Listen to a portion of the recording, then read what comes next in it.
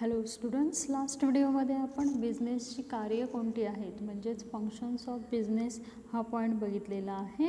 आजच्या ह्या व्हिडिओमध्ये आपण सिग्निफिकन्स ऑफ बिझनेस म्हणजेच बिझनेसचं महत्त्व काय आहे ओके ते पाहणार आहोत किंवा इम्पॉर्टन्स काय आहे बिझनेसचं ते पाहणार आहोत. ओके, मग त्याचे एकूण 3 भागामध्ये त्याने डिवायडेशन केलेलं आहे. पहिला भाग जो आहे तो आहे बिझनेस फर्म, म्हणजे एका बिझनेस फर्मच्या दृष्टीने बिझनेसचं काय महत्त्व आहे. सेकंड भाग हा कस्टमरच्या दृष्टीने बघितलेला आहे की कंज्युमरच्या किंवा कस्टमरच्या दृष्टीने बिझनेसचा काय फायदा आहे किंवा काय इम्पॉर्टन्स आहे कंज्युमरच्या लाईफमध्ये बिझनेसला. आणि जो तिसरा भाग आहे तो आहे ॲज अ सोसायटीच्या दृष्टीने ओके, म्हणजे समाजाच्या दृष्टीने बिझनेसचा काय फायदा होतो किंवा समाजाच्या दृष्टीने बिझनेस किती महत्त्वाचा आहे हे आपण बघणार आहोत आजच्या या व्हिडिओमध्ये. ओके, मग आपण पहिल्या भागाने स्टार्ट करूया. ए पार्ट तो म्हणजे टू बिझनेस फर्म, एका बिझनेस फर्मच्या दृष्टीने बिझनेस ओके किती महत्त्वाचं आहे ते आपण बघणार आहोत. त्यामध्ये पहिला पॉईंट म्हटलं आहे त्याने अचिव्हिंग ऑफ ऑब्जेक्टिव्ह, म्हणजे काय तर कुठलीही बिझनेस ऑर्गनायझेशन घेतली तर तिचा जो मेन हेतू असतो तो काय असतो, तो प्रॉफिट मिळवणं. ओके, अर्निंग प्रॉफिट हा त्याचा मुख्य हेतू असतो. त्यासोबतच कस्टमरचं सॅटिस्फॅक्शन असेल किंवा स्वतःच्या बिझनेस ऑर्गनायझेशनची मार्केटमधली रेप्युटेशन वाढवणं असेल, हे त्याचे काय असतात ऑब्जेक्टिव्ह असतात. आणि हे ऑब्जेक्टिव्ह हे बिझनेसच्या थ्रू काय होत असतात, बिझनेस ऑर्गनायझेशनचे पूर्ण होत असतात. त्यामुळे बिझनेसच्या दृष्टीने किंवा बिझनेस फर्मच्या दृष्टीने स्वतःच्या रेप्युटेशनसाठी किंवा बिझनेस ऑर्गनायझेशनचा जो मेन हेतू आहे, मेन जे गोल असतं प्रॉफिट मेकिंग, त्यासाठी बिझनेस हा खूप महत्त्वाचा असतो. ओके, त्यानंतर सेकंड आहे अर्निंग प्रॉफिट. जसं ऑर्गनायझेशनचा प्रॉफिट मेकिंग हा काय बघितला आहे आपण मुख्य हेतू असतो, त्याचप्रमाणे एक बिझनेसमन ज्यावेळी एखादा बिझनेस स्टार्ट करतो त्यावेळी त्याचं जो मुख्य लक्ष असतं त्याचं ते कशावर असतं, ते अधिकाधिक प्रॉफिट मिळवणं. बरोबर, आणि हे तो कधी कंप्लीट करू शकतो किंवा ॲचिव्ह करू शकतो हे ऑब्जेक्टिव्ह ज्यावेळी बिझनेस त्याच्या म्हणजे तो जो कुठला बिझनेस तो बिझनेसमन करणार आहे तो जर व्यवस्थित चालत असेल तर त्याला काय होऊ शकतं, प्रॉफिट मिळवणं सोपं होऊ शकतं. म्हणजेच काय तर प्रॉफिट मिळवण्यासाठी ओके, म्हणजे थोडक्यात स्वतःच्या फायद्यासाठी किंवा स्वतःच्या कमाईसाठी बिझनेसमनच्या दृष्टीने सुद्धा बिझनेस काय आहे इम्पॉर्टंट आहे. ओके, त्यानंतर third improvement of skill.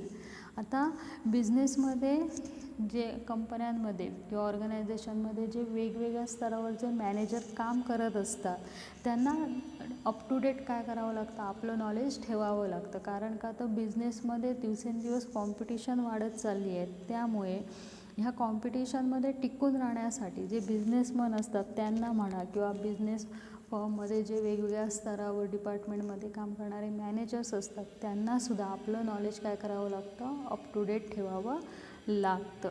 Okay, म्हणजे थोडक्यात बिझनेसमुळे काय होतं तर त्यांची जो बिझनेसमन असेल किंवा बिझनेस फर्ममध्ये किंवा ऑर्गनायझेशनमध्ये काम करणारे वेगवेगळ्या स्तरावरचे एम्प्लॉईज असतील त्यांच्या कुठेतरी स्किलमध्ये इम्प्रूव्हमेंट होण्यास मदत होते. ओके, त्यानंतर चौथा जो पॉईंट आहे तो आहे एक्सपान्शन ऑफ बिझनेस. ओके, मग आता हे काय आहे की कुठलीही ऑर्गनायझेशन म्हटली की त्या ऑर्गनायझेशनचा मुख्य हेतू काय असतो, तो प्रॉफिट मिळवणं. ज्यावेळी त्या ऑर्गनायझेशनला असं वाटतं की आपला जो हेतू आहे प्रॉफिट मेकिंग हा साध्य होतो आहे, प्लस आपलं जे मार्केटमधलं गुडविल आहे, रेप्युटेशन आहे ती चांगली आहे, तर तो बिझनेस किंवा ती ऑर्गनायझेशन काय करते, आता आपला बिझनेस वाढवण्यासाठी प्रयत्न करत असते. आणि हे कधी साध्य होऊ शकतं, जर त्या ऑर्गनायझेशनच्या अंडर चालणारा बिझनेस जर व्यवस्थित चालत असेल तर. ओके, हे झालं चौथा पॉईंट. त्यानंतर नेक्स्ट पाचवं जे आहे बिझनेस फर्मच्या दृष्टीने इम्पॉर्टंट ते आहे कॉर्पोरेट इमेज. बिझनेस ऑर्गनायझेशनला स्वतःची मार्केटमधली एक रेप्युटेशन जर वाढवायची असेल तर बिझनेस खूप महत्त्वाचा ठरतो. म्हणजे तुमचा ऑर्गनायझेशन्स मार्फत चालणारा बिझनेसला मार्केटमध्ये काय डिमांड आहे, त्याची काय पोझिशन आहे, ह्यावर तुमच्या कंपनीची की तुमच्या फर्मची ही कॉर्पोरेट इमेज ही काय होत असते, ठरत असते बिझनेस वर्ल्डमध्ये. ओके. आणि बिझनेस फर्मच्या दृष्टीने शेवटचा जो पॉईंट म्हणू शकतो आपण तो आहे सोशल स्टेटस. आपल्याला माहीत आहे की एक नोकरदार वर्ग आणि एक बिझनेसमन जर एकत्र आले तर लोकांना जे जास्त ॲट्रॅक्शन असतं ते कोणाचं असतं, तर बिझनेसमनचं असतं. बरोबर. म्हणजे थोडक्यात समाजामध्ये एक चांगलं रेप्युटेशन मिळवण्यासाठी लोक आता काय करतात, बिझनेस किंवा बिझनेसमनकडे ॲज अ रोल मॉडेल म्हणून बघत असतात. आणि हे सगळं साध्य कशामुळे होतं, तर बिझनेसमुळे होतं. म्हणून एक बिझनेस फर्मच्या दृष्टीने बिझनेसची ही इम्पॉर्टन्स आपण सांगू शकतो. ओके. आता कस्टमरच्या दृष्टीने बघूया की बिझनेसचं काय महत्त्व आहे कस्टमरच्या आयुष्यामध्ये किंवा कस्टमरच्या दृष्टीने. त्यामध्ये पहिलं येतं ते म्हणजे सॅटिस्फॅक्शन ऑफ वॉन्ट.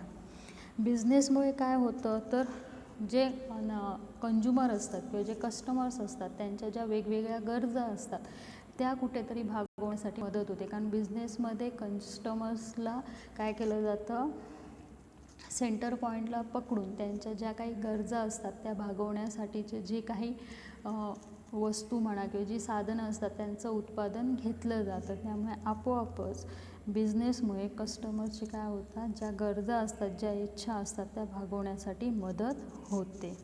ओके. त्यानंतर next point quality goods and services.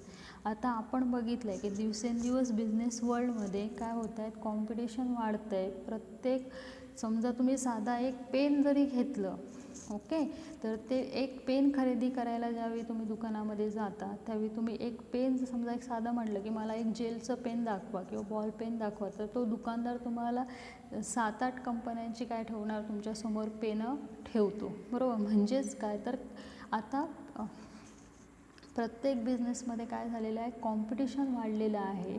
आणि त्यामुळे ज्यावेळी तुम्ही वस्तू खरेदी करायला ज्यावेळी दुकानात जाता त्यावेळी आपोआपच तुम्हाला चांगल्या क्वालिटीचा माल हा काय होतो तुमच्या रिजनेबल रेटला मिळणं आता शक्य झालेलं आहे.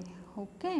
त्यानंतर नेक्स्ट पुढचा आहे तो म्हणजे रिजनेबल प्राईस. आत्ता जस्ट आपण बघितलं त्याच पॉईंटशी रिलेटेड आहे की दिवसेंदिवस मार्केटमधलं बिझनेसमधलं कॉम्पिटिशन वाढत चाललं आहे आणि त्यामुळे प्रत्येक कंपनी ही स्वतःचं प्रोडक्ट हे इतरांपेक्षा वेगळं कसं आहे हे दाखवण्याचे प्रयत्न करत असतं. त्यामध्ये कुठेतरी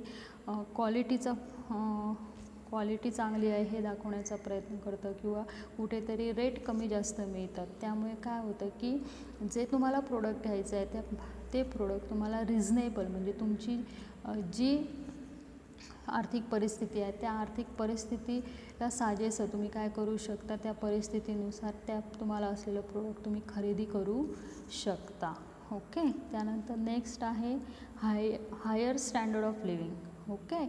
आता बिझनेसमध्ये जसं कॉम्पिटिशन वाढत चालले आहे त्यामुळे तुम्हाला मगाशी म्हटल्याप्रमाणे तुमच्या गरजा भागवणाऱ्या वस्तू तुम्हाला इझिली मिळतात, रिजनेबल रेटमध्ये मिळतात, चांगल्या क्वालिटीच्या मिळतात आणि त्यामुळे आपोआपच तुमचं स्टँडर्ड ऑफ लिव्हिंग हे उंचावण्यास मदत होते.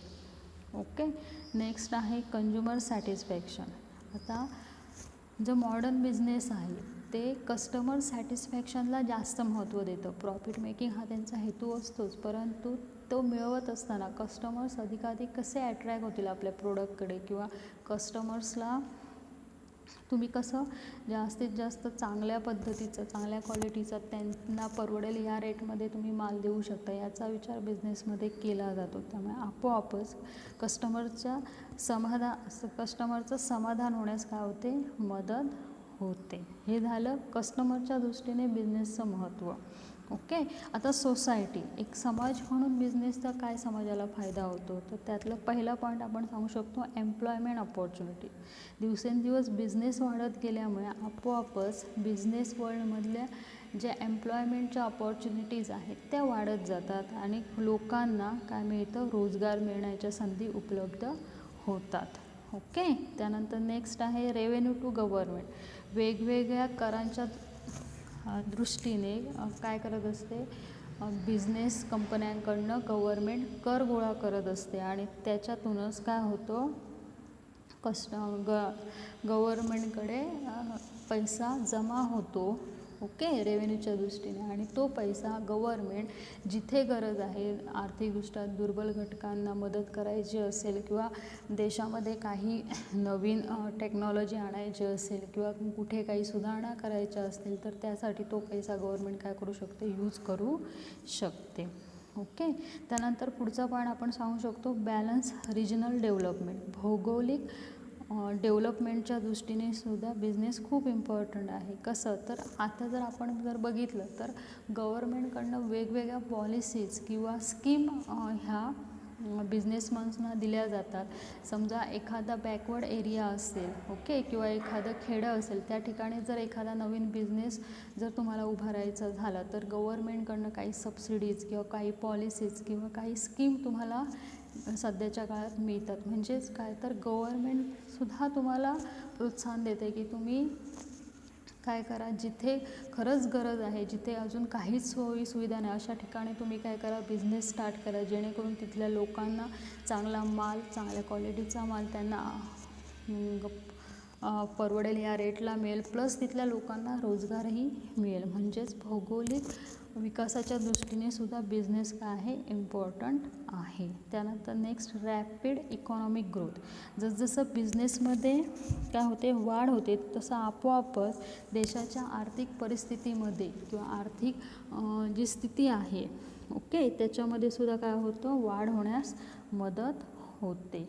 And last contribution to social development. आज जर आपण बघितलं तर बिझनेस म्हणजे असतात ते फक्त प्रॉफिट मेकिंगच्या मागे धावत नाहीत, तर समाजाच्या प्रती आपले काही भावना आहे याचा विचार करून आपल्या प्रॉफिटमधला काही भाग हा समाजासाठी कसा यूज होईल याकडे सुद्धा भर देतात. मग ते समजा काही मुलांना आर्थिकदृष्ट्या दुर्बल घटकातल्या मुलांसाठी शिक्षणासाठी स्कॉलरशिपची सुविधा असेल किंवा एखादा गाव दत्तक घेणं, या सगळ्या ज्या गोष्टी असतात त्या काय करतात, बिझनेसमनमार्फत किंवा एखाद्या कंपनीमार्फत राबवल्या जातात किंवा आपल्याला आजूबाजूला दिसतात की बिझनेसमन ह्या पद्धतीमध्ये ॲज अ सोशल रिस्पॉन्सिबिलिटी आपल्या काय करत असतात, पूर्ण करताना दिसतात, ओके. हे झालं बिझनेसचं सध्याच्या युगामध्ये असलेलं एका बिझनेस फर्मच्या दृष्टीने महत्त्व किंवा कस्टमरच्या दृष्टीने किंवा ॲज अ समाज म्हणून बिझनेसचं काय महत्त्व आहे हे, ओके. मग नेक्स्ट पॉईंटमध्ये आपण ट्रॅडिशनल जी बिझनेसची कन्सेप्ट होती आणि आताची जी मॉडर्न बिझनेसची कन्सेप्ट आहे, या दोन कन्सेप्टमध्ये काय फरक आहे तो आपण बघणार आहोत, ओके. मग चालेल, थँक्यू.